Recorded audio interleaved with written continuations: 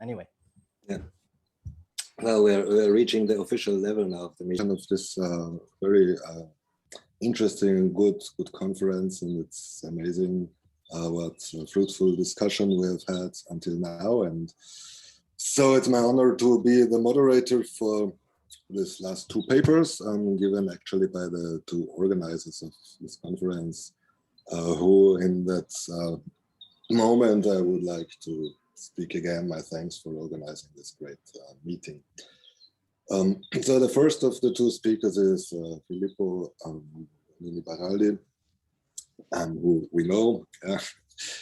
However, maybe I can shortly introduce him with his trajectory, what he did until now, and what he's maybe doing in the future. So Filippo has studied electronic engineering in Italy before moving to France, and there attending the IRCAM, the very prestigious institution for electronic music, and then was working in Paris, Nanterre, and in Paris, Saint-Denis.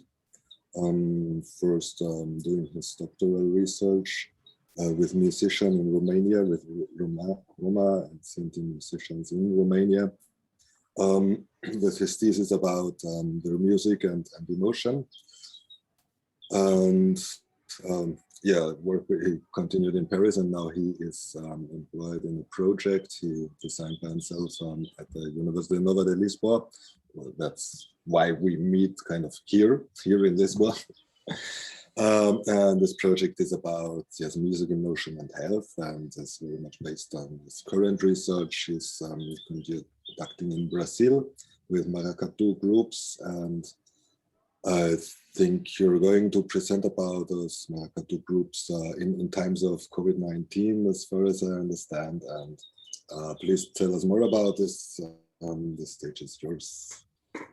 Okay, thanks a lot, Bernd, for the presentation, introduction, and thanks everyone for coming back. So I will share my screen.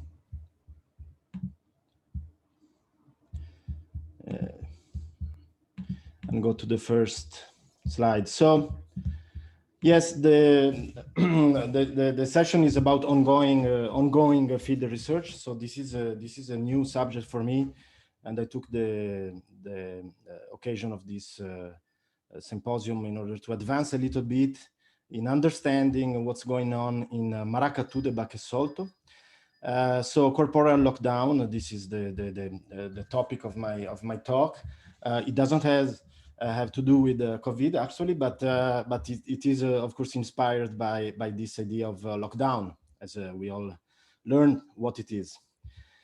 So Maracatu, I started my research when I was a visiting professor in Northeast Brazil in 2015. I worked in Pernambuco, and specifically in this small region called Zona da Mata Norte, in the interior part, but very near to the littoral. So it is a very monotone kind of a region from the landscape point of view. You can see here the sugarcane monoculture everywhere. It looks like this. And here below you see the city, small city where I lived during my field research in 2016, 17, and 18. So people here are rural workers mainly, sugarcane cutters or agricultors, and they very modest income actually, incomes that they like to spend for preparing the carnival, for participating in carnival. So they use a lot of time and a lot of money for this moment of the year. Very monotone from the point of view of landscape. It is very rich in colors and very rich in different type of collective performances involving music, dance, poetry, theater, masks, a lot of things happening actually in Zona da Mata Norte region. So here below, you can see the main characters of Maracatu, the baque solto. And it is important to specify that I'm not talking about Maracatu, the baque virado, which is a urban type of maracatu, and which is very different from the one I'm talking about today. So I share a short video about two short video about Maracatu de baque solto. The first one is a rehearsal. I mean, kind of performance they do in the city before the carnival, and the second one is part of the carnival parade.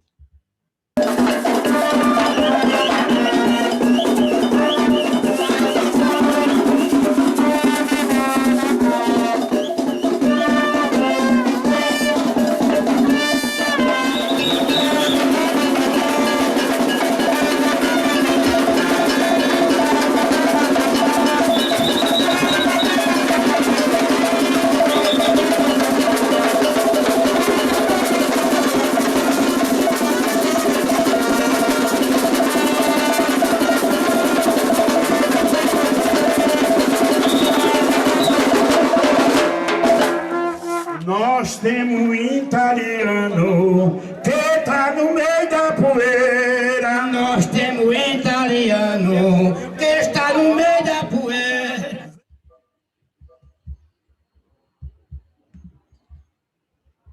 Okay, here's the second.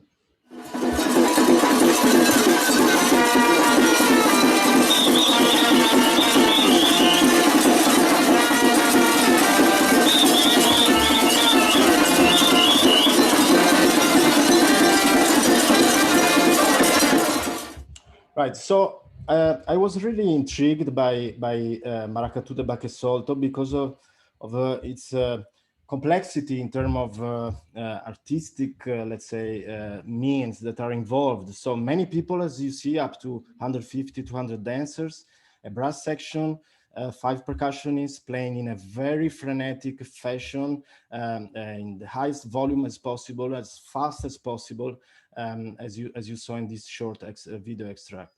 In the carnival performance, you could hear maybe the sound of the bells. So people carry on their back very heavy bells. This is common also in carnivals in rural Europe. There are also these poets, Mestre de Apito, improvising verses. And so Maracatu de baque solto is very local, actually. People do not play Maracatu in a big Brazilian metropolis like São Paulo or Rio de Janeiro, right? And it's a performance that is still linked to these Afro-Indigenous spiritual and religious practices that are known under the name of Jurema Umbanda. And also it's something that it's not really studied. We don't find a lot of literature about analysis of this music dance of Maracatu. So I was intrigued. I decided to invest some time studying not the performance, but understanding what these people are doing when they gather together in this way. And I approached the field from the perspective of the anthropology of the emotions, or ethnomusicology of the emotions.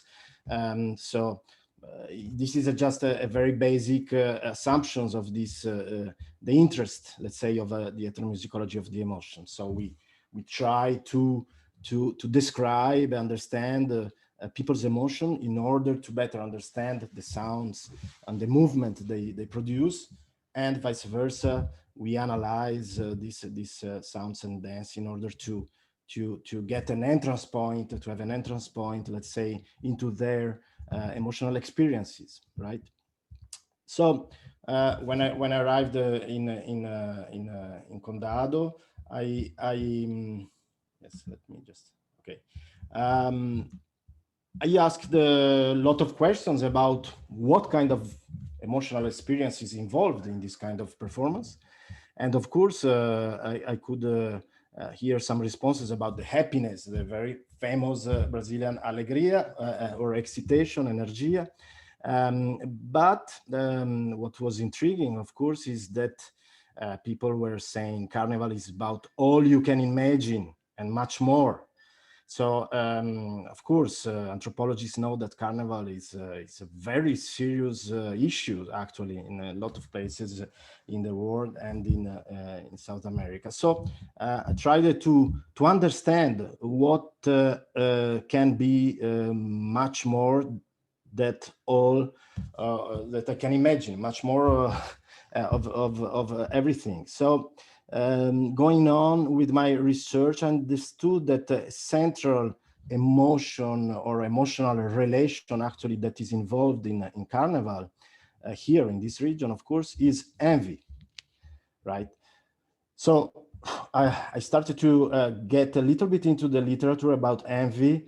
There is not so much written in at least in anthropology.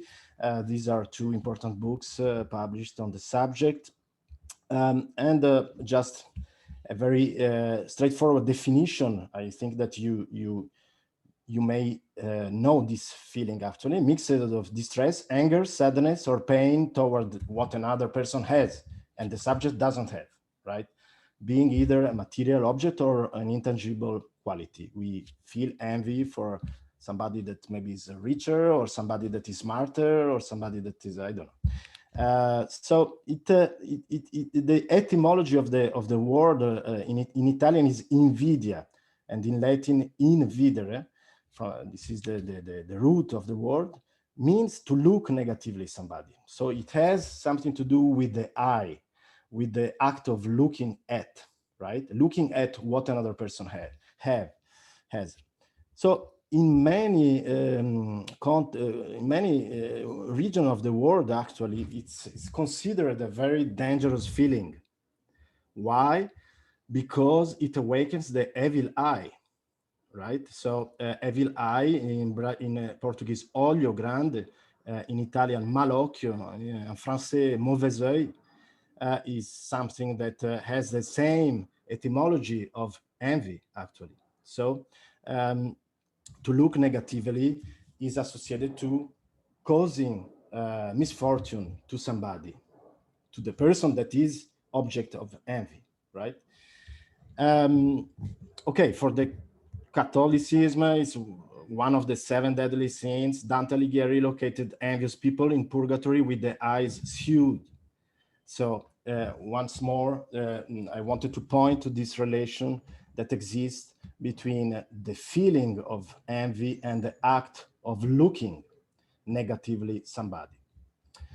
But why is at stake in Carnival? What has envy to do with this context, with this moment of the year?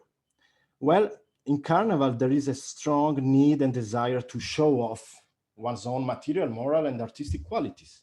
It is the moment where people, as you have seen, make costumes. They show how much money they invested in their costumes, and they show how good they are in dancing or playing, performing sounds. So showing off means to attract the eye of the others. Of course, we want to attract the eye. We want to be looked, but the risk is that we might turn the eye of the others into a big eye. That means into a evil eye. So this is why there is this equilibrium that people try to find, attract the eye, but not too much, in order not to make it grande, big, and so maleficious and dangerous. So what are the effects concretely of envy?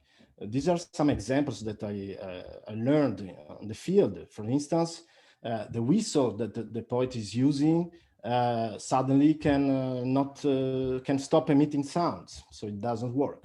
Or the tire of the driver who is bringing the group to a performance get broken. Or most importantly, some physical problem occurs in dancers, in these masked dancers that are part of the group.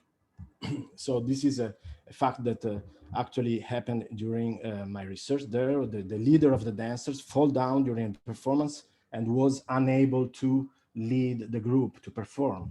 And the local explanation was that somebody was envious of him, so sending his evil eye and attacking him in a bodily sense, actually.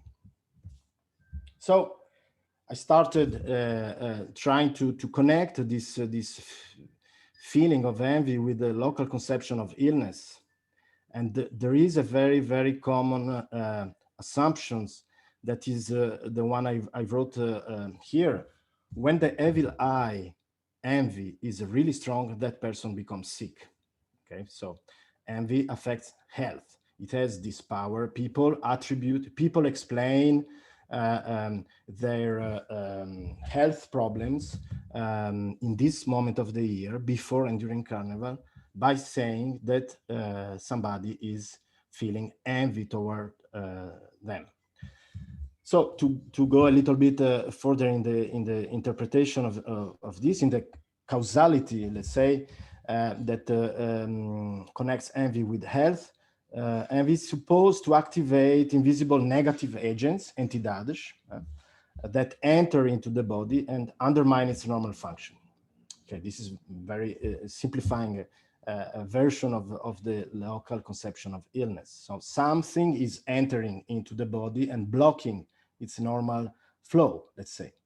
So it is a real dysfunction, so like a movement or flow that is blocked, and so this is how illness is explained, actually. And if you look at this, if you think at these three examples, there is always the idea of some flow or movement of air, in this case, that is blocked suddenly. Something comes in and stops the movement. Right. So, of course, envy is very dangerous, as I explained in a very fast way, and so there is a strong need to protect oneself from envy. Okay, and so how can protect ourselves from envy? I mean, in many in the Mediterranean area, this is done by using a basic principle. I protect myself by reflecting. That means by using the same tool that is attacking me. In this case, the eye. And you know this symbol here, Nazar, in Brazil is called the Greek eye. It exists, this symbol, this amulet is used. So as it is used by Mediterranean fishermen, or in Turkey, of course, as a way to protect from envy and from the evil eye. So this is a very, very old and basic principle that we can call analogical defense. So reciprocity of the crime and of the punishment, retaliation, right? We defend ourselves with the same tool that is attacking us. And we can even imagine that the costume of the dancer here, there is a zoom on the material that is used, can be seen as a olio greco, as a nazar, but this is just my a small suggestion. People don't talk about this in this way. Don't talk about the costume as being an amulet against envy in this sense. This is just a visual parallel that can be done. What people say in this region, in the Zona d'Amata, is that they use, in order to protect themselves from envy, another very basic principle, which is locking. Okay, so locking is a very well-known act in Brazil, Northeast Brazil. Look at these houses. The green one is the house where I lived during my field work. So houses are locked all the time, right? In order not to allow somebody enter, of course, the house. And so this is the inverse of locking the house is opening, for instance, a bank by using explosive. So it's locking as a protection is very strong from a symbolic point of view. Of course, you know, the love padlocks that are attached in Paris, for instance, but everywhere in the world. So what does it mean? We lock a relationship in order not to let other things enter into it and break it down, right? So it's a very strong cognitive category, the very strong connection into the idea of locking and the idea of protecting, of course. So what should we protect in Carnival? It's not the house, it's not the love, but it's the body. As I said, entities are supposed to enter the body, and so we need dancers need and participants need to protect the body by locking it precisely. So we know this idea of locking the body. So this is how we did in the past years in order to lock our bodies from an external agent called the virus. We locked all the holes where the virus is supposed to enter, right? And similarly, similarly, in a different way, this is how people there in Zona da Mata North lock their body. So as you can see, there is a very strong visual way of locking the body. All the holes are closed as well. The eyes, the mouth, the pore of the skin by using a red painting. So all the borders of the physical body with the external world are closed, are locked. But there are more elaborate ways of locking by using visual pattern that recall some labyrinths or maze patterns. And we know from Alfred Gell, that was cited yesterday, that these patterns are very commonly used in many cultures, many places of the world, in order to block and the access of invisible entities precisely into the body of the person. So they are stacking the negative, let's say, invisible entities on the pattern, on the geometrical labyrinthical pattern. So there is a aesthetic locking, which is possible to see and interpret in this way.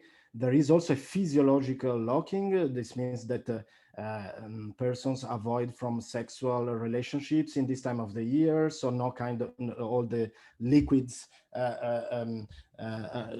should not go out, should not leave the body precisely.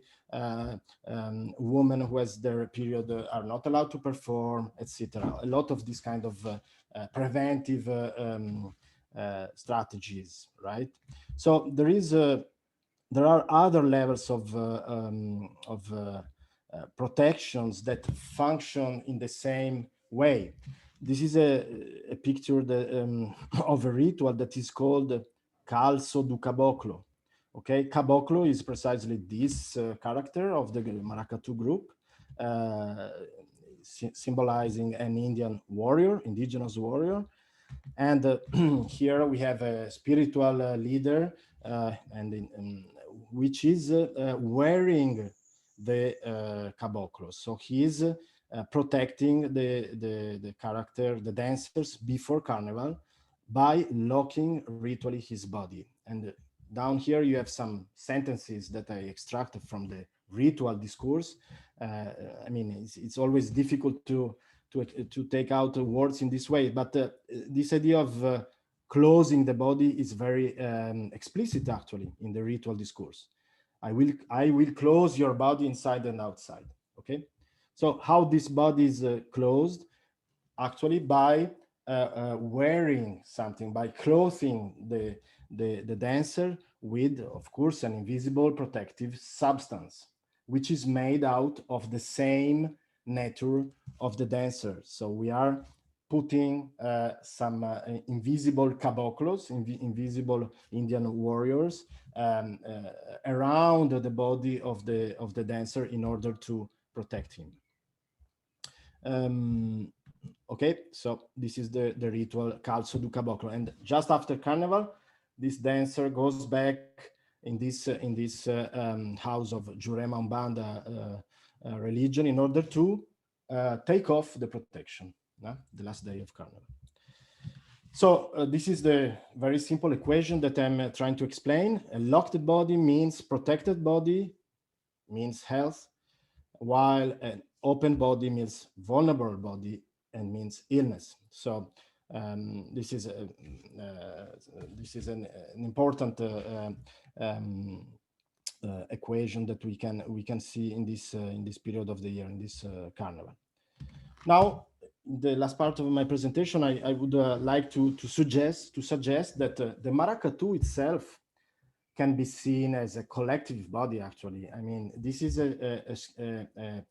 just, you can see here two graphs. One is mine. The first graph I made trying to understanding the different positions of the members of the group and the different characters involved.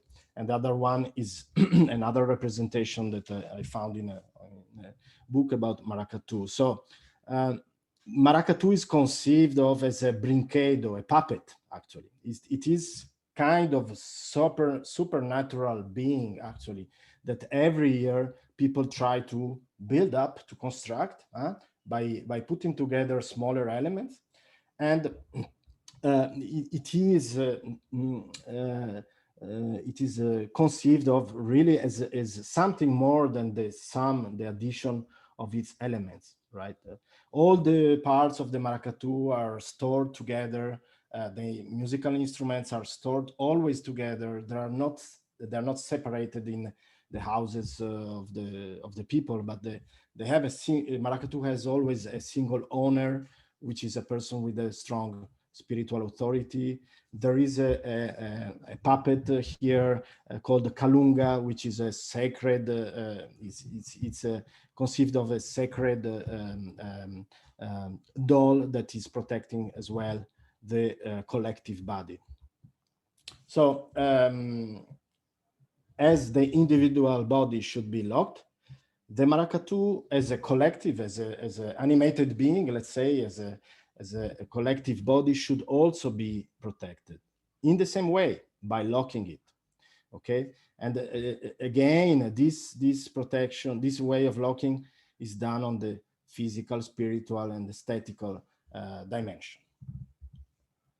So the idea is that there are many of these locked body participating, and when they perform together, when they act together, they need to build this kind of protection, right?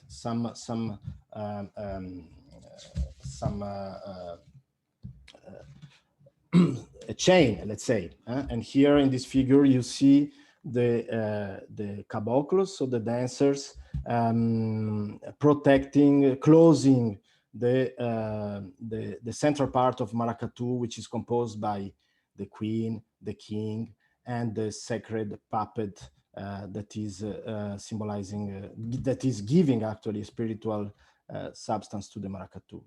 So this is a visual metaphor of this idea of locking the collective body.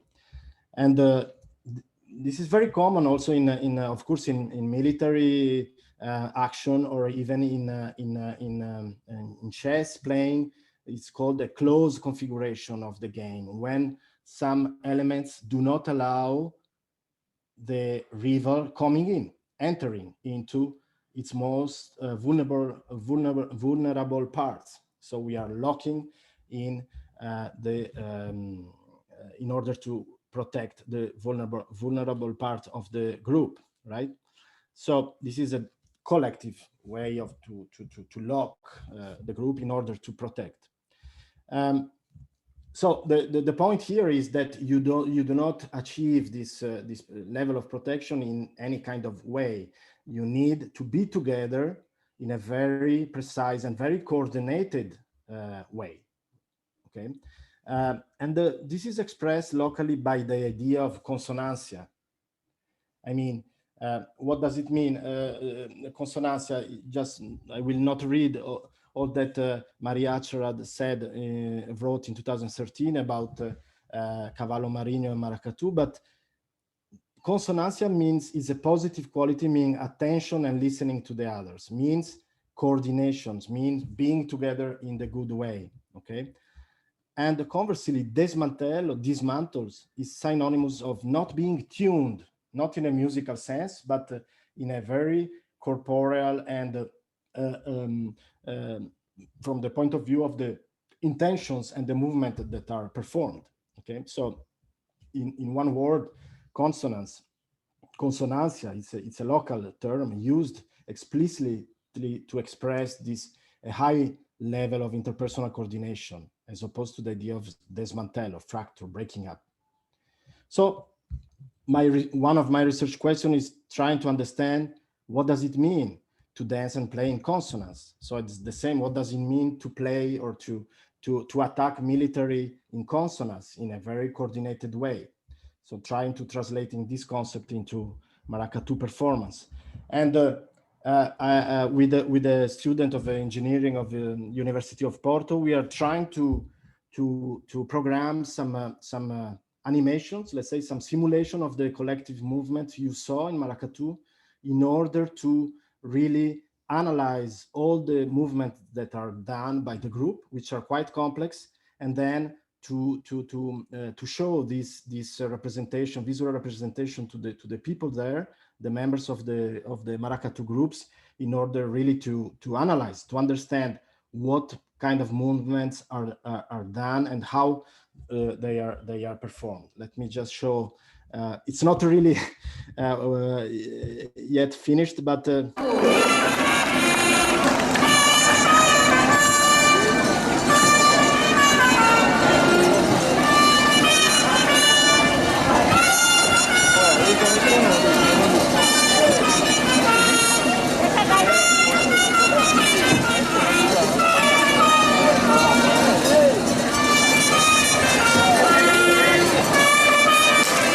So, okay, just really a short example was in order to show how we are trying to reproduce these collective movements, collective choreographies, actually, of up to 200 people, in order to precisely understand what's going on. And of course, a few things can be said. The movements are always in the toward the interior part, never opening up toward the exterior. Okay, always closing in this way the central part of the group in order to protect it. So it's kind of intention and should be done in consonance. Of course, if somebody is doing something wrong or going in the wrong direction, this means disaggregation, dismantello, breaking up, and this is what opens the possibility for negative entities aroused by envy to come in and attack the group. Okay, so let me go on. So interestingly, this concept of closed, open, consonant versus dismantled is also used to talk when talking about the percussive music that you've heard. Okay, these instruments are called the terno. I will soon finish. So to hit the terno, the percussions, in a closed way means that musicians are doing well their job. They are highly coordinated. And conversely, when people say the terno is pierced, so there is a hole in it, means that there is a bad ensemble coordination. So here,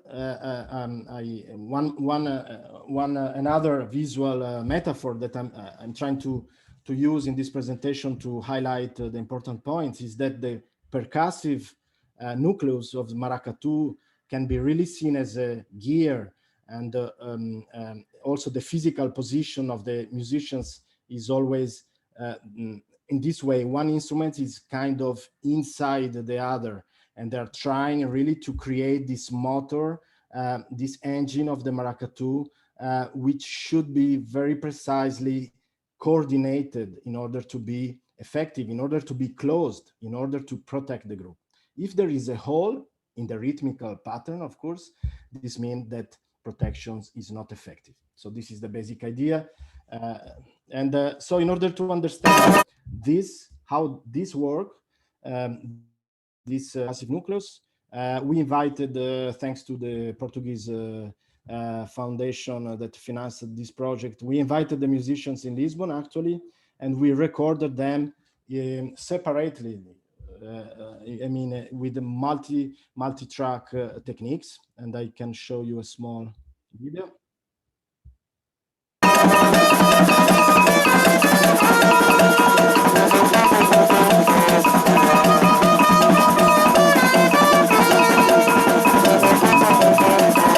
Instrument used in the Terno, and that was a live performance we did in Lisbon, and we recorded with in separate tracks the 5 instruments, the 5 percussion instruments of the Terno, and this allowed us to obtain very nicely separated recordings of each instrument, right? And we applied algorithms with my colleague Matthew Davis in order to detect automatically the onset time. This means the point when the instrument is playing. And this, hopefully in the future, will help us. Okay, this helps us to understand in a very precise way how this idea of closing the maracatu by in its rhythmical part is happening. So how one instrument, percussion instrument, is coordinating with another one. This is a graph that I will not go into it. Micro timing profiles showing how the tarol, the snare drum, is synchronizing or not with the porca, with the cuica, also known cuica, another of the 5 instruments. So we are now developing this analysis in order to, as I said, trying to understand the gear, the rhythmical gear of maracatu, try to understand this concept of closed, pierced, consonance, and dismantle, how we can translate it on the musical domain. And one possible research for the future is to desynchronize these 5 instruments, desynchronize the gear, the rhythmical gear, and then listening with the people there and trying to understand when is pierced, when there is a hole into the rhythmical pattern. So conclusions, I'm a little bit long, but just the last slide, conclusion, not really, it's more so what, because it's ongoing research. Just to say that, as you understand, Carnival, it's a very dangerous period, considered as dangerous because people may become sick or even die. So there is this need to protect, and this is done, or at least it is expressed by the idea of closing in a consonant way and avoid disaggregation, which means illness, conflicts, problems. And we are trying to translate these concepts of locked and consonant performance on the domain of music and dance analysis. Okay, just this is really the last one. What is important also in relation to what we discussed yesterday, particularly after Tamara's presentation, is that here, in this case, music and sound is used to avoid trance, right? It is used to protect from the possible possession of the dancer's body from by an entity. So this is a kind of interesting problem to understand how sounds are used to protect from trance, to avoid the trance actually, and not to provoke it and stimulate it. And so anyway, this is it's not trance in the sense of being incorporado, embodying entities. It's not what is happening. People are protecting themselves from this. This may happen in many other different contexts, but not in Carnival, not in Maracatu, the baque solto. But people are wearing these positive entities. They are really creating a substrate on them with these entities, which creates a kind of particular type of altered experience that people name atuado, being actuated, being active, being energized by positive entities that are surrounding the body, but not inside the body. Okay, so I need more field research to progress on this, but your question for sure will help me in pointing some important aspect. Thank you.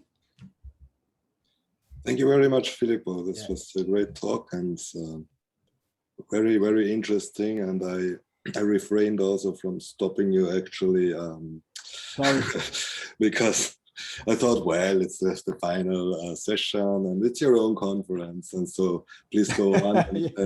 I think Thanks. The topic is really highly interesting because there's very little research. I mean, kind of everybody doing research on performances like that in kind of groups all around the world. So at some point mentions, well, certain acts of protection or something, but nobody really goes into it. So I think this is really a missing link and very, very important thing. And I have this oh, you can't see it. I can't see it. Here, this is my list of questions and comments. Okay. But let's see in the chat. I suggest actually maybe to stay with very, let's say, urgent questions and comments right now. I have 2 on the list now, and maybe then listen to Giorgio and then open the floor. We have this kind of open discussion after that, where we can maybe go into both of them and then into wrapping up the whole conference. What do you think? So please ask the questions. Tamara has one and Benjamin has one. First, Tamara, please.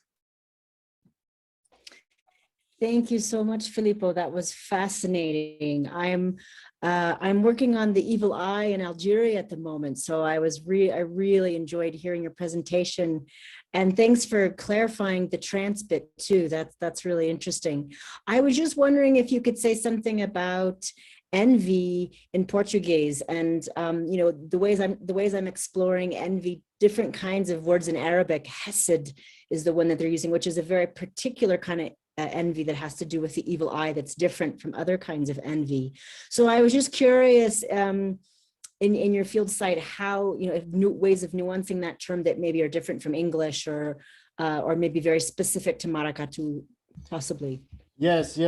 Thank you, Tamara. Sorry, I didn't say it, but envy in Portuguese is inveja. So it's the same word as in Italian, invidia, comes from the Latin invidere, which can be translated as looking negatively or looking into. Both of them are possible, of course. So in Portugal, you can find as well inscriptions on the houses of the people saying, please protect this house from inveja, for instance. Okay, in Portugal. In Brazil, inveja is really synonymous of olho grande, which means evil eye. It's the same thing, but one term is refers to an emotional mode of relation, and the other one to a kind of act that is negative, that may negatively affect somebody. Yeah. Okay, thank you.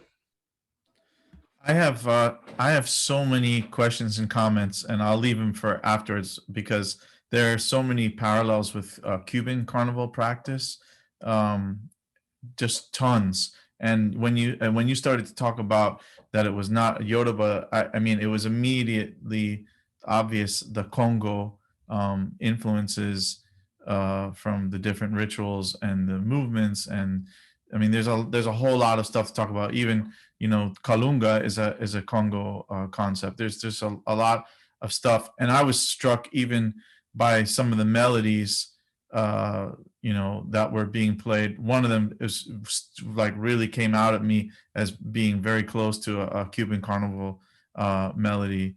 So that I'll save that for afterwards because there's too many details, and I don't want to hog the conversation.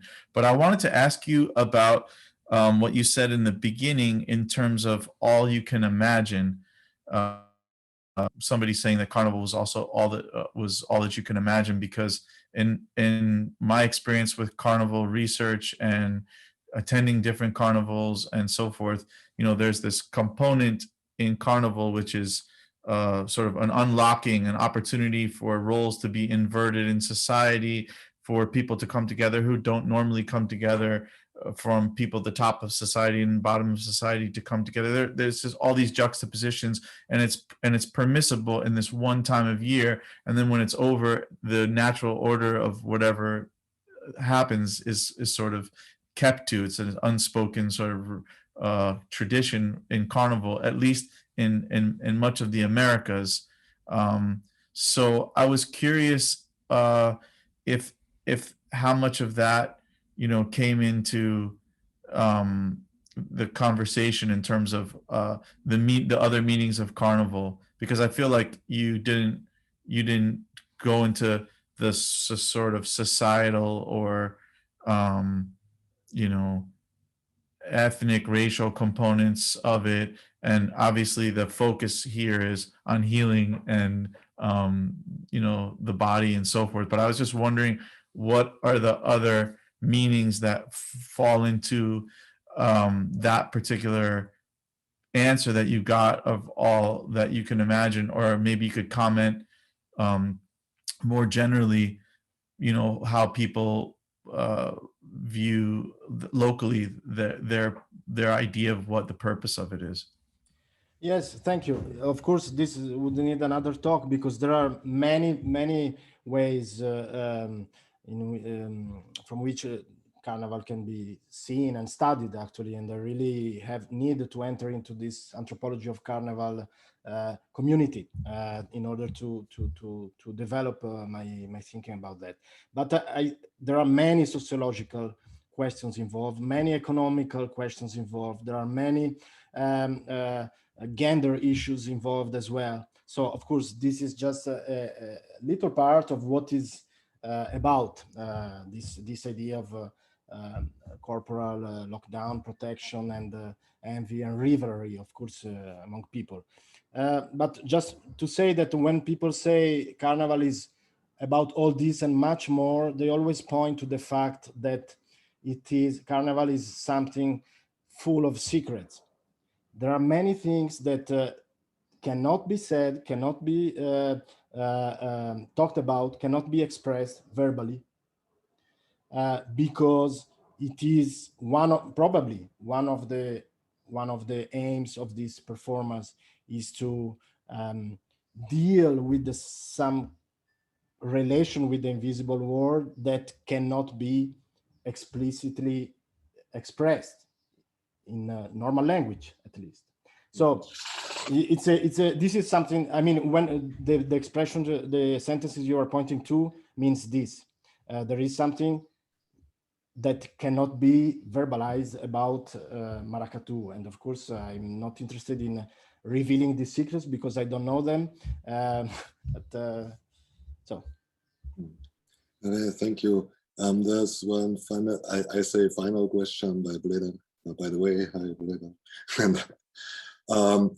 But still I take the privilege to add something here, or a very short question you might fill in, because it relates very much to Benjamin's question. Actually, what what I missed a little bit is that you didn't really tell us who are those groups. Are they neighborhoods, or are they families, or are they, like in Rio de Janeiro, the samba schools, or who is the group that closes itself? Maybe one sentence and then please. Yeah, sure. These are groups that are formed in a neighborhood of a little city. So they are representing really proximity, physical proximity. But more than that, the leaders, the people that are taking care of these groups are just one single family, as you can imagine. It's often the case. So there are very familiar relationships involved. And to finish with this, it's important to observe that envy is a feeling that only exists among people which are very similar and tied together in some kind of relation. So that is why it's very strong. Envy is among brothers, among cousins. it's not, I'm not, I don't feel envy for Donald Trump or George Bush. I mean, I feel envy for my neighbor who has a brighter, bigger car than mine. You understand? So this is a particularity of this feeling, and this is why it's so strong and so important in Maracatu, because it's a kind of family power that is a power relation that is acting. Thank you. Play that, please.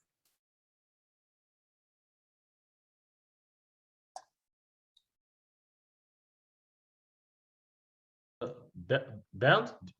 Okay, Filippo, okay, sorry, I don't want to speak too much because now you are the, the penultimate. I liked it. I just wanted to add that, is there any relation between magical practices of evil eye and the music that is performed? Well, as an ethnomusicologist, I would like to find those kind of relations, but I'm not sure that they exist, unless for bells, sound of bells, of course. They're always involved in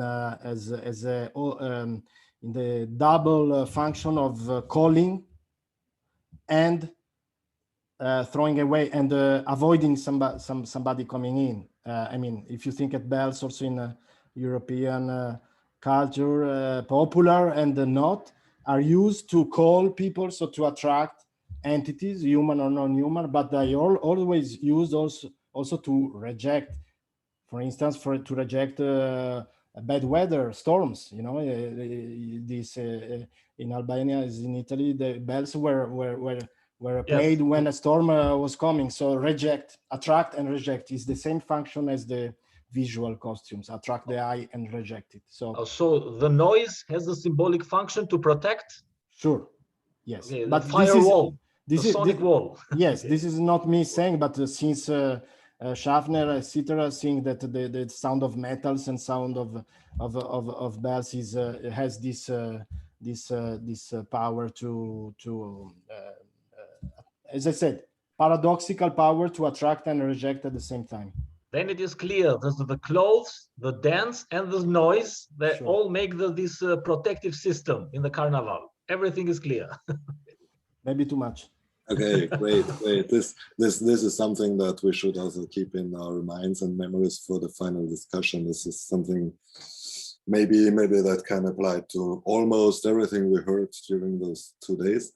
But now I would like to introduce finally our last speaker, is Giorgio Scalici, and he's also a co-organizer of this conference, and he came from Italy and studied at the University of Rome in ethnomusicology, and he already did his MA thesis about his fieldwork with the Wana people in Indonesia, and about the traditional music of those people. And he also did his PhD then in religious studies, which is an interesting combination here at Durham University, about the same group of people in Indonesia, but more focusing on the ritual music and the rituals with death and funerals related especially. And Giorgio is now also working in the same project in Filippo here in Lisbon. I'm getting attached to your place, obviously, on the project of the healing and emotional power of music and dance. So please, Giorgio, give us your presentation. Thank you very much. Thank you. Thank you. One of the organizers going to last like 7-8 hours of presentation. Be ready. Yes. Thank you for the introduction.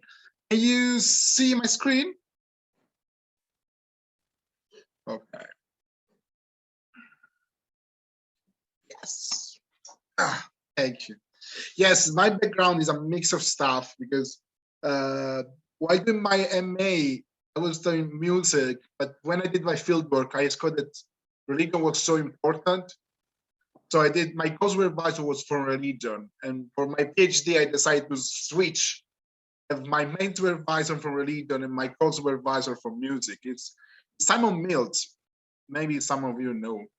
My research is about the Wana people of Morowali. Wana people are extremely unknown community. I don't know about you, but in general, almost nobody knows them because there is just one book about them. Bonini Atkinson spent 4 years, when the university allowed you to spend 4 years doing fieldwork for your PhD, among the Wana people, and she wrote the only book existing on them. The interesting thing is that Bonini Atkinson, in the entire book, she almost doesn't talk at all about music. And this honestly makes no sense. Her entire book is about shamanism and one ritual. In almost 300 pages, is almost no indication about traditional music. And as we're going to see, it's so strange. It's honestly so strange. I tried to contact Atkinson, but she never replied to my emails. But I'm afraid now it's dead. I'm afraid. But she never replied to my emails. The Wana people are a small community in Indonesia. It's around 5,000 people. It's an indigenous community. They live in the Sulawesi island. For people who doesn't know where Indonesia is like this huge country, around 17,000 islands. I didn't know what Indonesia was before. Between Southeast Asia, in the Southeast Asia, between Thailand, Malaysia, and Australia. I did work in Sulawesi, here in this natural reserve. They are very close to the Toraja people. They're very famous, the Toraja people. We have like hundreds of articles about Toraja people. And maybe 12 articles about the Wana people. Academia can be strange sometimes. And this is the map. The green part is where Atkinson worked in the 70s. The blue part is where I did field work in 2011, 2016, and actually there should be another part in the middle when I was also in the 2016. And then this pinkish area is where Anna Grambold is another anthropologist who did some research with the Wana people, did their fieldwork in 2011. And we are almost all the anthropologists who did work with the Wana people on a cultural and religious level. There are many research done on a naturalistic point of view in the natural reserve, but about the Wana people, not much. How to say, like, in this talk, I'm going to answer to Filippo's question from yesterday, like, why music? Why not food? Why not smell? Why music? And the answer, and the Wana people answer very clearly about like why music. But to understand this point of view, we need to understand, to know the mythological cultural base of Wana life and culture. Wana people believe that at the beginning of time, the entire universe was everything in one point. It's a kind of Big Bang theory. Actually, it follows the Big Bang theory.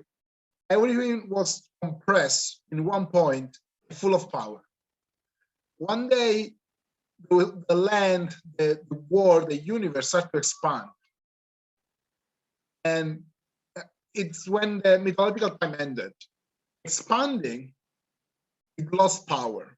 Actually, the power moved from the center where they want to live to the borders of the universe. So where we live, we have the one of mythological power. We are rich because we took their power.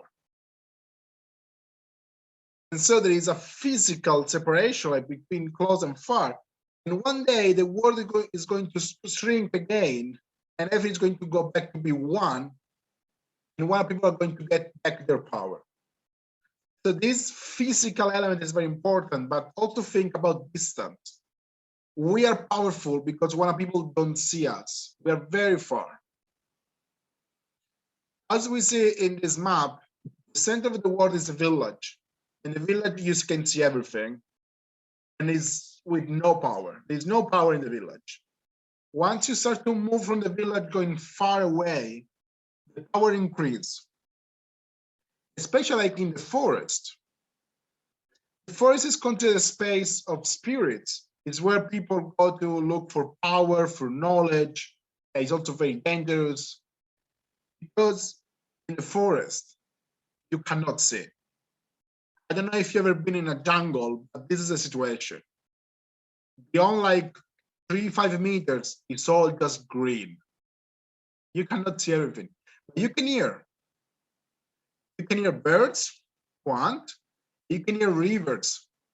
I was able to hear the presence of a river like 1 hour before we were getting there. So in this world, when there's this clear division between the village, where you can see everything and there's no danger, there's no power, and the jungle, when you cannot see things, there's the visible and the not visible. And the not visible is power. It's powerful. It's a kind of mysterious. How you can communicate between the visible and the not visible with music.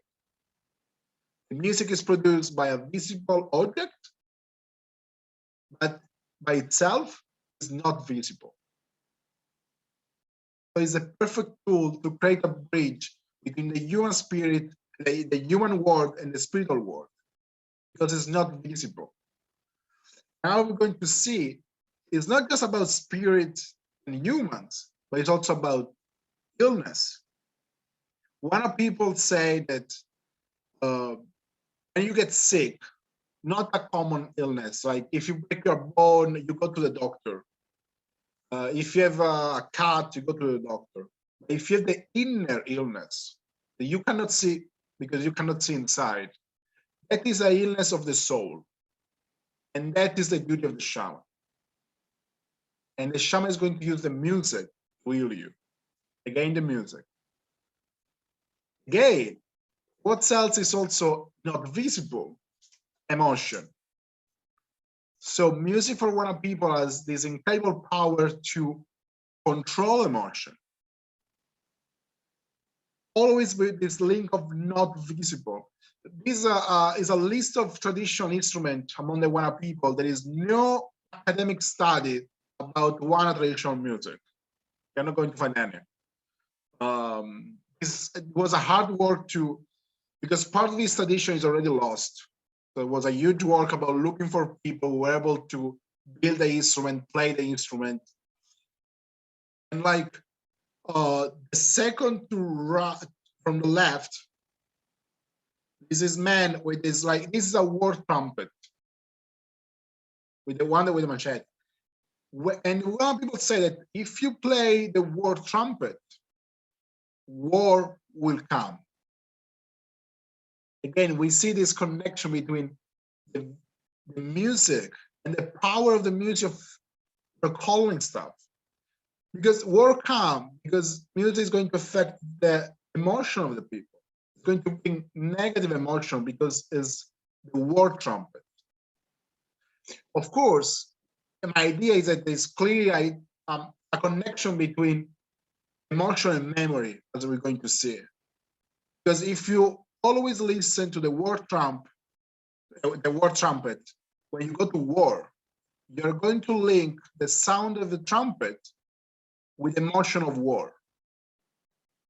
And the same is going to happen with the funeral and the shamanic ritual.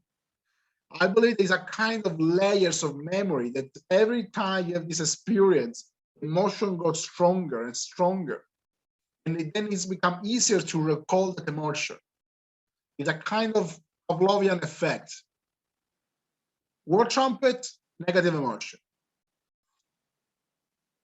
Another sample of instrument that we are going to see later is the flute is a sexual instrument.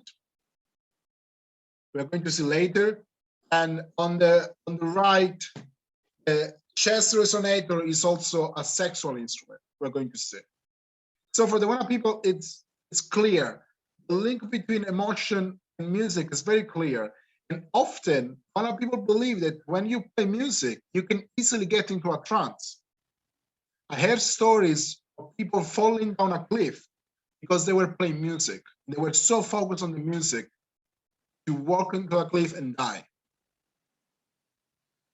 So trance is not just something for shamans, but also for common people thanks to the music.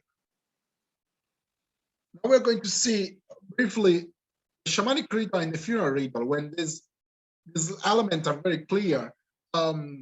Here we have a picture of a Tauwalia. Tauwalia literally means Tau is person and Walia is spirit. So person spirit. Because the Wana is the perfect liminal being between the human world and the spiritual world. The word shaman, I don't think will express this meaning as it should be, so I prefer to use the local one. Because the Wana people are the only Wana who can easily travel between the human and the spiritual world. But they can only do that if there is the shamanic music. The shamanic music gives them powers they cannot have when there is no music. This is a sample of a shamanic ritual. We have somebody sick on the floor, so the community organized the ritual. One person, one family pay for the ritual, but the entire village come, eat, drink, have a nice time. It's a festival, it's a party. And whoever is sick can ask for help to the shaman. And there are always at least 2 shamans. In this situation, there are 3 shamans dancing. There's one on the floor with this white and black shirt. There's another one behind the door. And there is a female shaman with this light blue jacket near the lady with the yellow shirt. We're going to see better. There are many shamans who dance and travel all the night. And there is a ritual music here. There is the gong, the drum, and another gong. Atkinson said that the Mabolong, that I call it Momagu, it's different areas, different names. It's a kind of a circus. There are many things happening. Here we have 3 shamans dancing, 1 shaman healing, 1 other shaman healing in the back. There are many things happen all the time in the same time. And here there is the traditional music. It's 2 gongs and a drum. This instrument, like the shaman, are not owned by anybody. They're owned by the entire community. The shaman has the duty to help the community for a time. People don't become a shaman because it's a good job, you make good money. You become a shaman because you want and you need to help the community. Your life is a risk because it's a dangerous job, because you travel where spirits and demons lives. You do to help the community. Because for the Wana people, there is no life outside the community. Yeah, here we have the traditional music, the instrument. And as I tell you before, when there is the music, the ritual music, the shaman gets some powers that he or she doesn't have in the normal time. He can find stolen objects, he can heal people, he can walk in the sky. But if the music stops, the Wana will fall, the shaman will fall down. The Tauwale will fall down. He can walk in the sky only while there is the music. He can materialize objects, he can hypnotize people. All these powers, he can become invisible, jump, like the spirit. But only if there is the music. Once the music ends, it's visible again. Because I think as I told before, one believe that they live in this powerless land, and we live in this powerful land of the West. And actually, we live in the mythical time. So the mythical time never actually ended. It just moved from their land to our land. What music does is to bring back the power of the mythical time from the West and bring it to the Wana people, and transforming the ritual time into the mythical time. While there is the music, Wana people can do stuff, and usually they can't do it. Wana people live again in the mythical time while there is the music. The music has this amazing power. Also because the music in the shamanic ritual helps to recall the spirits. At the same time, light keep them away. So the shamanic ritual is made like, we try to have as dark as possible, because again, this thing about not seeing what's happening.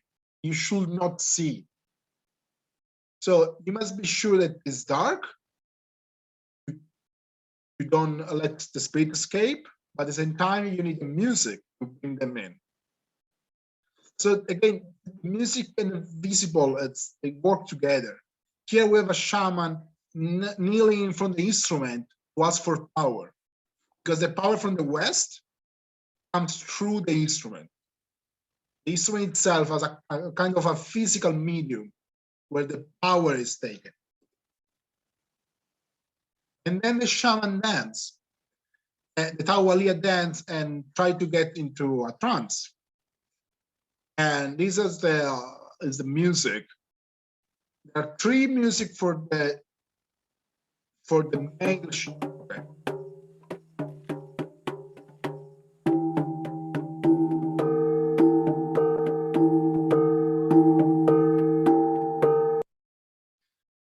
You have to imagine this small beat for 8 hours, because the music is played during all the night.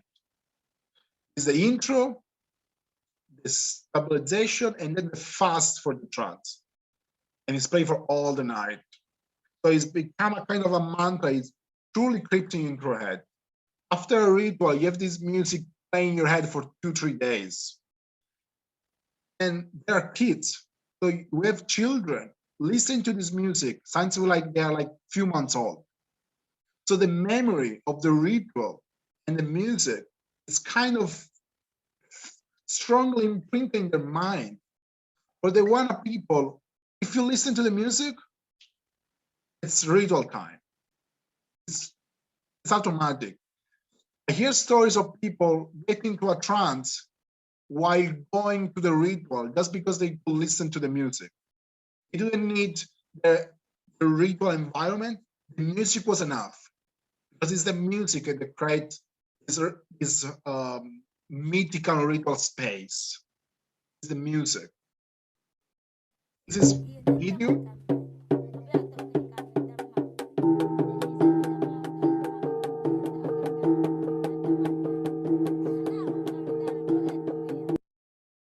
And this is fast.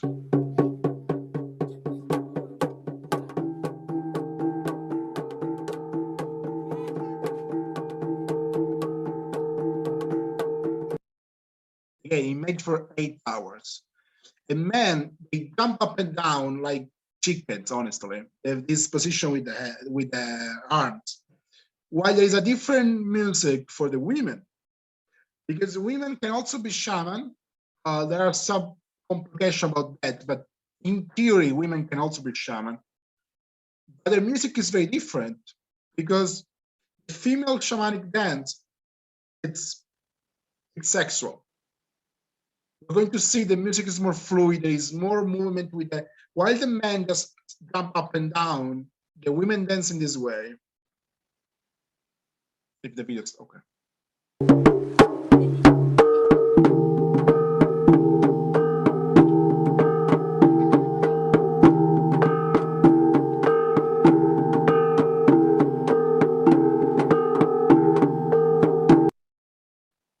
So we see is all this movement with the arms. I'm sorry if the video is short, but there's a lot to cover. So, but I can show you later if you want. So even in a healing situation, people are sick. The sexual element, the positive element is there. Because yes, somebody's sick, but nobody actually cares about it. Everybody's there to have a good time together. We are in the jungle, there's not much to do. So you organize a ritual and you have a good time, you get drunk. You organize a shamanic ritual every time you get married, like somebody gets married, because it's a way to have a party. For Wana people, having a shamanic ritual, it means having a party. So yes, somebody's sick, but the community must be happy. And the funeral is even bigger this. And the Tawalia travels, recover the soul and bring it back. Very classic in some way. This is interesting here because while the Tawalia goes outside, it's also possessed. Many people, some scholars tend to divide this thing about between possession and trance. For the Wana people, it's very mixed. While your soul is outside looking for the missing soul, somebody else, something else can enter inside you. You can have both together. And then now we are going to see in the funeral. And the funeral is even more striking, in my opinion. While Atkinson studied the shamanic ritual, the funeral was never studied before. And it's incredible how Wana managed to move from this emotional situation to this. This is before the funeral, after the funeral. And this man on the top is the same. In the middle is this.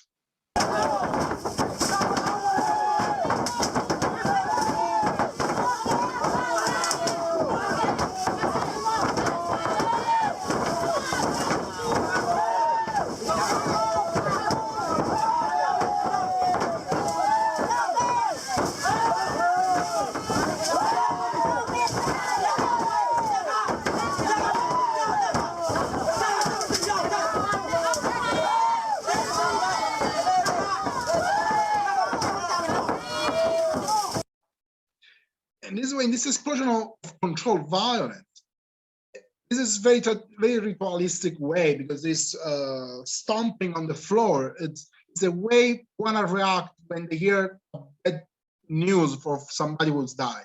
They react in this way, men. Women react in another way. And sometimes people get hurt in this way. I was talking about pain during the ritual, and there's a kind of looking for pain. At the same time, showing how strong you are is also a way to look for partners. Even during the funeral, there's always this sexual element, because if the shamanic ritual gather like 20 people, 30 people, for a funeral, we are talking about hundreds of people coming from all around the jungle. So it's a great opportunity for looking for new relationships, to meet new people and to show how strong you are. In the past, Wana people used to go head hunting. They were head hunters. So for the funeral, you were going hunting for killing people, because you have to, this negative emotion inside, put it outside. There's something outside the community. In this case, it's the ritual hut. In the past was other people. But at the same time, you can show how good hunters you are, how good fighter you were. And as I said before, it's a courtish element, because sex is very present. We're not talking about orgies, of course, but we're talking about flirting, and how in the mythological story of the funeral, the protagonists play these two instruments. On the left, we have the popondo, on the right, we have the tulali. They are sexual instruments. If you play the popondo that is just for men, you will attract women. I know about a woman who burned the popondo of the husband because she was jealous. She was afraid that the husband could call for other woman with the popondo. And the tulali is the same. A shaman, a tawalia, one of my informants told me, when I play the flute, my husband comes, he knows what to do. He was, because it is way. And with these two instruments at the base of the funeral rituals, because it's a classic of things about Eros and Thanatos. According to the story, this couple were playing the instrument, and they were so into play this instrument, and then we find again the trance outside the ritual, but with the music. They were walking, and they went inside two holes in the ground, and they keep playing and playing for days. After 8 days, with no food, no drink, just playing. After 8 days, somebody came. He couldn't hear the popondo, so he understood the male player died. The day after 9 days, he came back. He couldn't hear the tulali, so he understood the female player died. From that day, and over, people could die. And they have to wait 2 times 8 days for funeral for male people and 2 times 9 days for female. At the base there is the music at the base. At the same time, music is forbidden during the rituals because it attracts spirits. And it will be dangerous because it will keep the spirit of the deceased, the ground, the land of the living. But the point of the funeral is to allow the spirit to become an ancestor, to go to the afterlife. It will stay around the living and become a ghost. So for the funeral, you have hundreds of people coming, you have sellers, because again, it's a party. You have sellers, you have alcohol, you have food. Why it's not moving? Okay. And during the ritual, you have the uba, that is the representation of the dead person. Is a representation of the dead person, is the bag, the traveling bag of the dead person is a kind of a passport, because without the uba, you are not able to go to the afterlife. And it's placed there, and people bring gifts, bring food, bring drinks, because the person who is dead is not dead. It's physically dead, but it's not culturally dead. The community didn't perform the ritual yet. So you are not dead. The spirit is still there. You have to treat it as it's still alive. For this reason, it's forbidden to cry during the funeral outside the ritual way, because it will make no sense to cry for somebody who's still alive. And then we have this kind of, again, ritual way to express pain.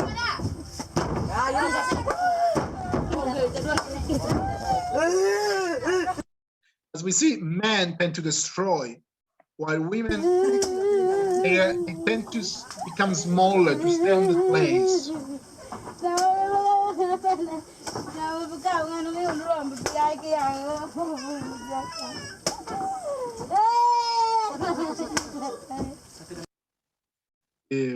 But in general, beyond this expression of ritualized expression of pain, look at the situation here. She is smiling, she's laughing. The environment is very positive because people are together with friends and family, people also you don't see from like many weeks, months, of years. You are together and you share this event together. You share emotion together. This is during the night. As you see, it's full of people. And this is a kind of representation of the primordial density where everybody was in the same spot. They're all together in a small space. How you can feel alone in this situation? The community is there. You start to become kind of transcendence. You become more than yourself. You become the community, and the community itself is endless. You have people singing. They sing an intro, just men sing the intro, and they're going to sing for 2 nights. This song is a description of the path, the soul that the sea has to follow to get to the afterlife. So no community, no song, no afterlife. Without the song, you cannot culturally die. You cannot reach the afterlife. And this is the intro.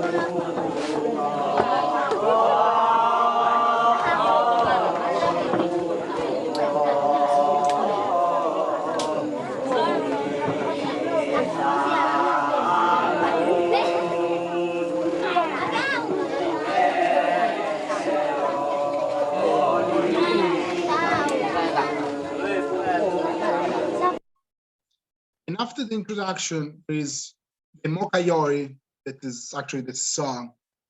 And we have both men and women. On one side, we have men, and they go around the pole. And look, he is laughing. I'm writing a chapter for a book about Wana people laughing and smiling during funerals. And these are the women. Look, the position is different, but always touching. And they, two groups, one in front of the other, going around and singing. Laughing, laughing. You can see from the picture, this is the general environment. And we all know that singing together creates a kind of increase the sense of community. You become more than yourself when you sing together with other people. You become a group. You become more than yourself. It's okay that somebody is dead. The community is still alive.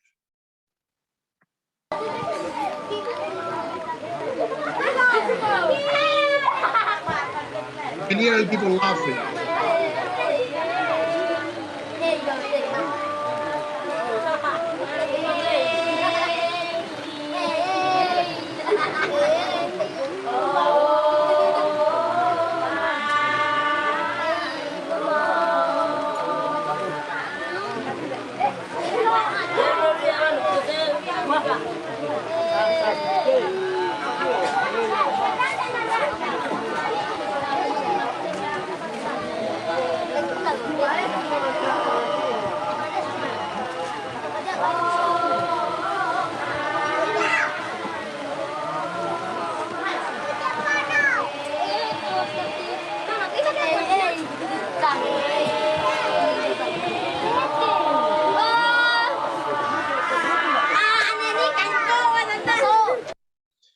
And then on the second day, before the morning, the music ends, the song ends, and that is the exact moment the soul arrives to the afterlife. And that is the exact moment when the song ends, the person is actually dead. And now there is an explosion of pain. So it's the music, how the music creates this nice environment with a memory in the shamanic ritual. Here in the funeral is guiding people like, okay, now this is the moment you can cry. This is the moment you can express your pain. And there is the explosion of pain we saw before with people destroying stuff. But then after they destroy, relax again. They chat, they relax. It's the music guiding them. Giorgio. Yes, I'm finishing. Yes, sorry. As you see, people laughing. And this is, my idea is that when people say Re or Re Wana, it means, so far there is the sun, there is the Wana. So this kind of eternal presence. And the dance of the funeral is very similar to the dance they do for weddings. And it's a kind of symbology of life, of the tree, of the dance all together, the round dance. And part of the lyrics of the song is that this is an excerpt for the song. Like, it's much better to tell stories, to sing in the same direction. The rule is confirmed, we are together. And this is a sample of two people together, completely drunk, saying like, oh, we are best friends. And this is nice because these people usually ask, what do you think they're doing? I'm going to be fast. These people are watching the funeral of his wife, the husband, the best friend, the mother-in-law, the father, the sister-in-law. They're laughing, watching the funeral of their loved one, because the last memory they have is a positive one. They laugh because they remember the good time they spent with friends and families and relatives during the funeral. And this was made possible thanks to music. It guided them, who told them which kind of emotion they have to feel. And with this, I finish. I'm sorry if I was late. Sorry. Don't worry. Thank you very much. As a matter of fairness, of course, I couldn't say anything either. Well, due to my total incompetence as a strict session chair, we ate up the coffee break. That's what I'm saying right now, first of all. So I'm asking mainly the two organizers of the conference, should we go on the with coffee break. There is the open session scheduled after the coffee break. I leave it please to your consideration how we should manage this half an hour. Thank you very much for the great dramatic arc of your presentation. It's amazing. I think we can merge the question time and the open session all together. Yeah, that's Filippo?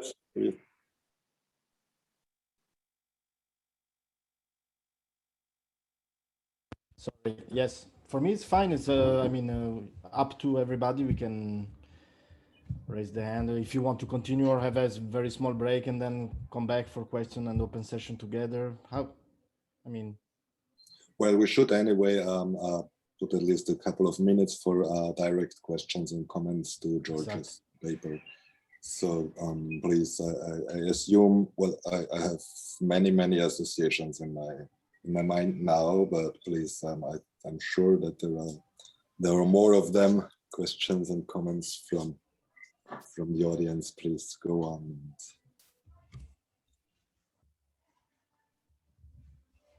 Anybody? No.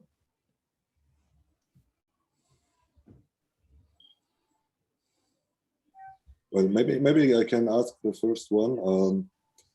I was in the beginning. My internet connection is a bit bad. I hope that you can hear everybody and so. I was wondering, you were talking about the shamans. Yeah. And I have a bit of a personal problem with shamanism because in South America, everybody is talking about shamanism. Also, I think that it's what people in South America do is very different from shamanism. Shamanism is this kind of Central Asian, Siberian concept and likewise imported into the so-called cultures. Yeah, we import this concept, and by importing this word, we also kind of insert a concept that we took from a, let's say, Western interpretation of what Siberian people do, and which was generalized as something human into the society we're working with. So could you please explain why do you say shamans and what others doing similar things like in Siberia? No, you're totally right. It was a mistake to use the term shaman, and I say during the presentation, but then while you're talking, it's hard to. It would be better to use the local term awalia. As Giorgio said this morning, there's a kind of mindization way of thinking when you impose a term with the definition, all this kind of stuff. Yes, I agree that I shouldn't use when I write, I don't use the term shaman. I use the local term because it's easier. Also, it gives this clear idea of what they means with it. Awalia is person spirit, because it's this person that is both element. So he can move between both worlds because it's both. And it's also linked to the mythological time when almost everybody was a spirit, has this kind of power. And the Awalia is the living representation that that time exists, because the Awalia can still do the things of the mythological time. He can become a spirit. He can have, like I was talking about walking in the sky. And walking is very important because demons fly. Awalia walk. Because they share this kind of status, they can do amazing stuff, but they do it in a different way. Also, become invisible. It's something, is an element common among the demons and the spirit, but the Awalia can become invisible like them. Okay. Yes, you're totally right. We should stop using the word shaman outside the Tuva central Siberian element. I think mostly just for Tuva. I like a lot Eliade and all this kind of stuff, but yes, it's not the right term. I don't use it when I write, but in the chat, yes, it's the way. Sometimes it's easier to say, it but it's happens wrong. to me too. Okay, thanks for this kind of quick acceleration. As I thought before, people kind of need a minute to type into the chat. We have 4 questions right now by Livia, Giorgio, Tamara, and Filippo in this row, please. And first, Livia, please. Thank you, Giorgio. Well, it was such a rich presentation that so many elements to pick up and make comments and questions, but I'm going to focus on one argument. If I got it right, you said that the illness that you cannot see is healed through an element that you cannot see, music. So this is more or less the idea, isn't it? But we have also seen a good deal of dance in your materials. So I was wondering, how does dance fit in this argument? Because dance is the opposite to invisible. It turns the body hyper visible. So how does dance fit here? How do you conceptualize dance in this context? Yes, it's a great question. And now if I can find it, yes. Dance is used to induce trance and to increase concentration. One quote I use is Motaro, that is the name of the dance, is used to see better. But the Tawalia again, the Tawalia has close eye. Because the dance helps to open this kind of spiritual, I don't want to say third eye, but spiritual eye. So the dance is a way that is used, it's a physical way, it is used to increase the ability to be able to see for the shaman, not visible.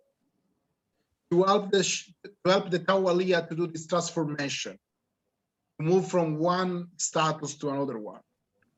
So yes, the dance is visible, is a tool to increase the ability to move in the not visible. I don't know if this helps or answer your question. Okay, great. This is also a topic we should keep in mind for the final discussion about the invisibility of music and the hyper visibility of the body. Cool question. As I said, we have 3 more questions. Please be as brief as possible right now. Thank you in advance. And then we'll have a small break for preparing my coffee, and yours probably too. And then we have the final discussion. I hope this is all right with all of you. So please, next one, George's question. Thank you, Ben. I actually will keep my question for the general discussion, because I think it will take us a bit sideways. It is for Giorgio, but probably it's better for the final discussion, so I'll leave it for later. Okay. Okay, thanks. As I will not be the chair of the final discussion, kind of please remember that I put George's question on to you. Then we have Tamara. Tamara? Thanks very much. That was fascinating. Yeah, I just wanted to see if I understood you correctly. My internet cut out once or twice, or the sound did.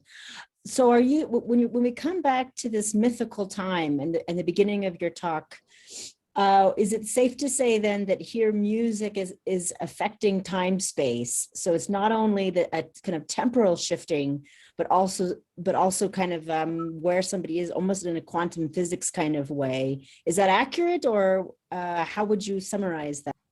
You got the point very well. What is fascinating to me, the Wana people conceptualize time space, they overlap, and space is time.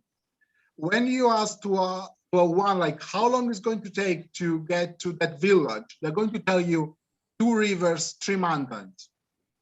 So the time is quantized in space. And then, as I said before, the mythical time in the Wana land was one. So space and mythical time were together.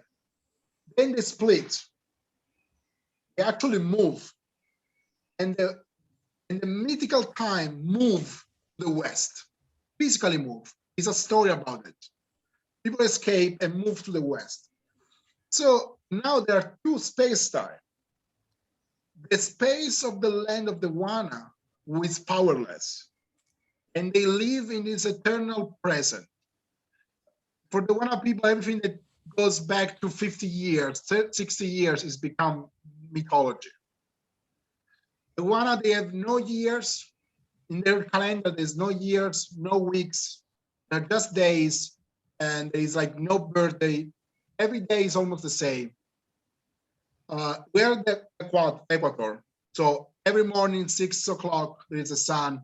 Every evening 6 o'clock the sun goes down. So the time is always flat. In the meantime, we live in the space-time of mythology. What the music does is bring that space-time and bring it back to the Wana people. But also, if you tell the mythological stories without taking all the precaution, so doing a specific ritual to tell the stories, you can make the word explode. Because the word creates. So when you tell a story of mythical time, you're recreating the mythical time in the Wana world. If you tell all the stories, the two words overlap and they explode. So the only way, it's forbidden to tell all the stories if you don't do the specific rituals. So yes, there are two physical space-time. One day, they're going to be together. But if you don't do it properly, it can explode. So when people, the Tawalia, when he travels, can come to the West to look for the people.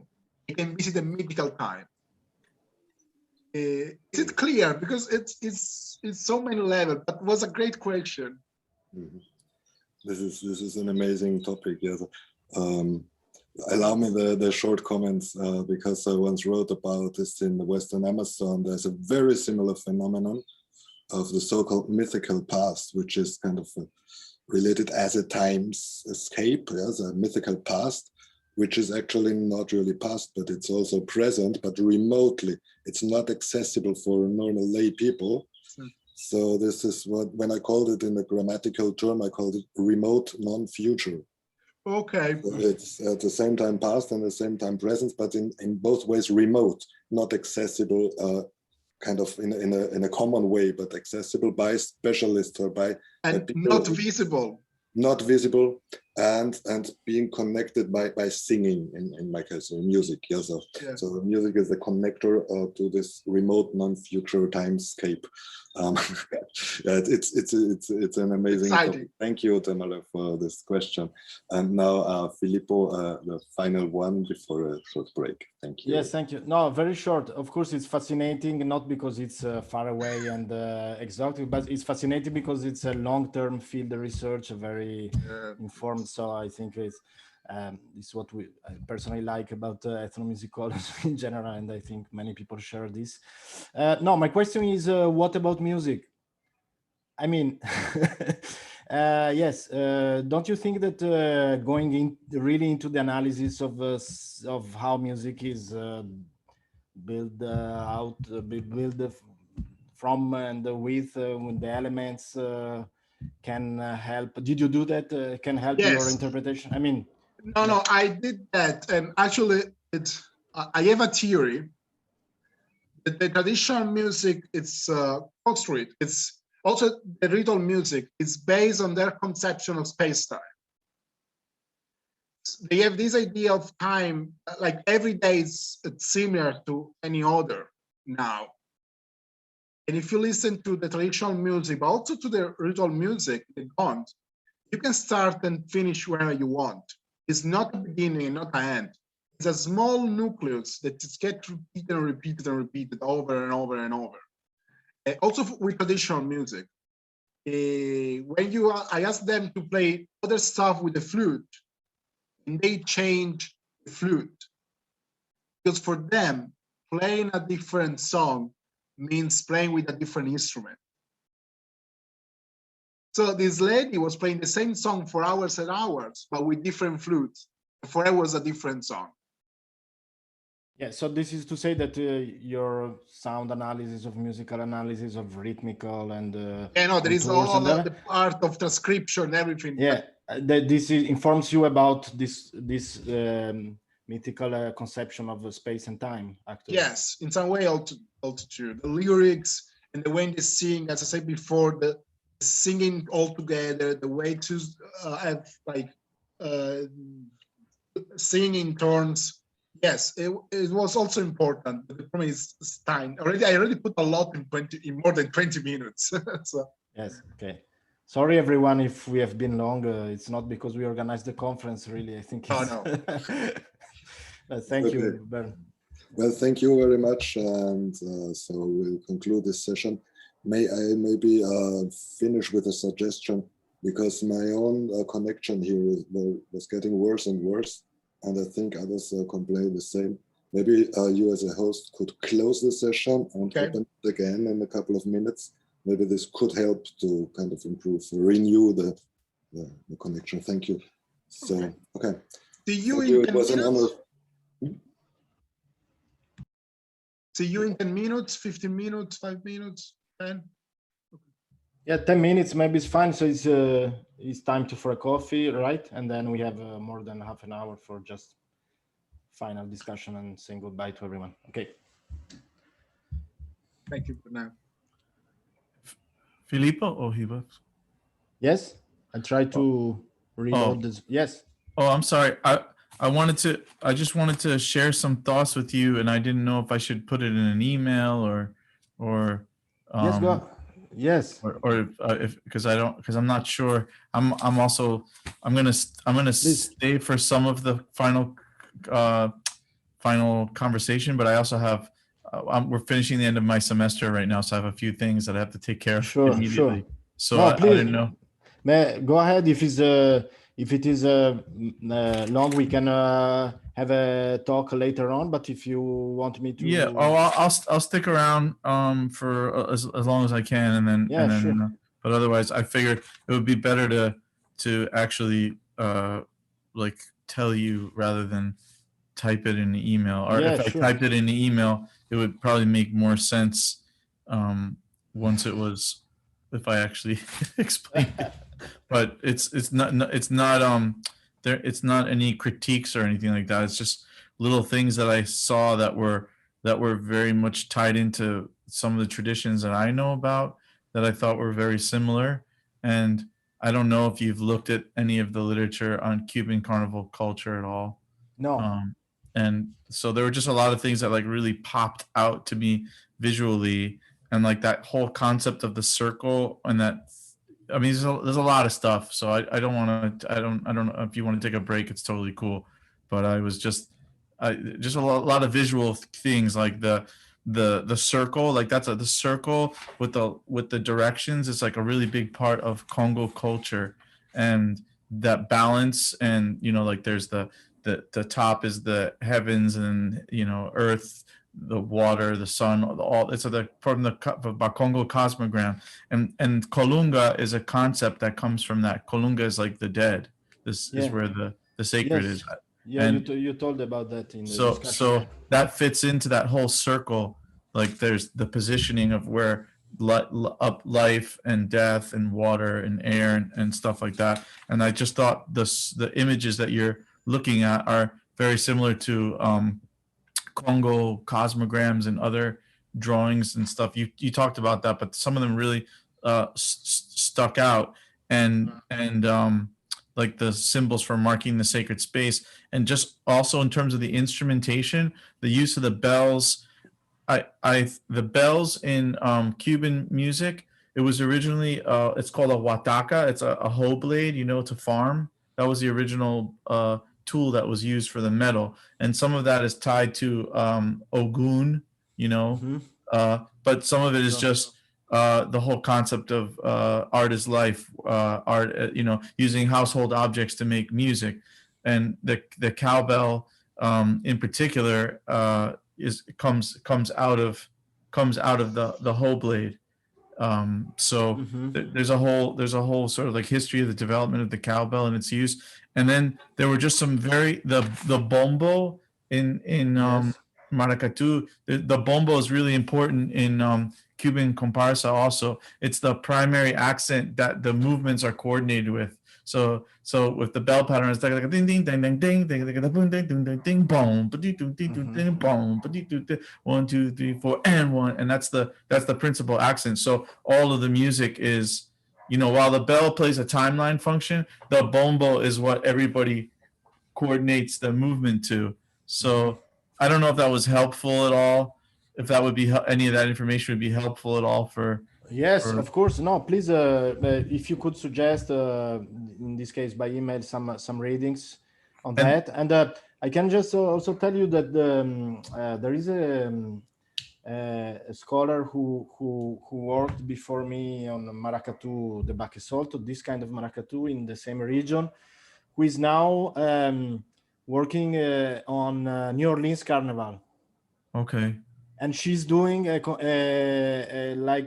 comparative. Yeah. Comparative. So she found also a lot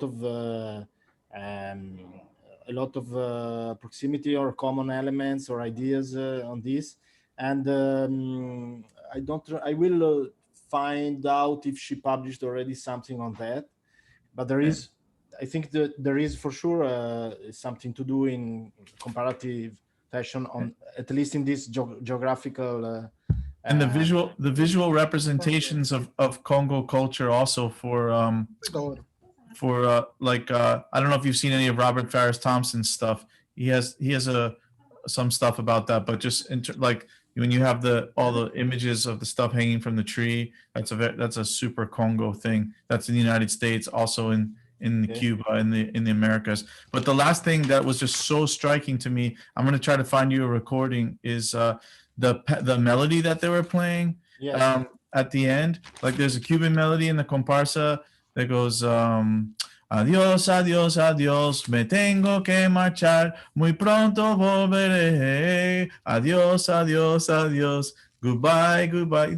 But that pa pa pa pa, the melody was so close, and I was just like wondering, you know, what it was, somebody hearing somebody else's thing, or you know, what if any I would love to know what the lyrics of the songs were and you know. Yeah, I can ask them even on WhatsApp to musicians. I mean, playing that melody, because I'm in touch with them, of course, to find out what I've learned about the melodies they play with the in the brass section is that they are reproducing the melody that the poet is singing with his verses. Okay. So it is the poet, the one who chooses the intonation and the melody he wants to use, and the trumpet and trombone, since they play like a response to the poet in this alternation in between voice and brass, they are reproducing his melody. So but maybe in some other cases this is much more fluid, and the musician pick up melodies that they like in the television or radio or soap operas. I mean, this is of course possible. We know that this is part of musicians' way of picking up things and then producing. So. Okay, cool. So, all right. Yeah, thanks for your comments. Yeah, sure.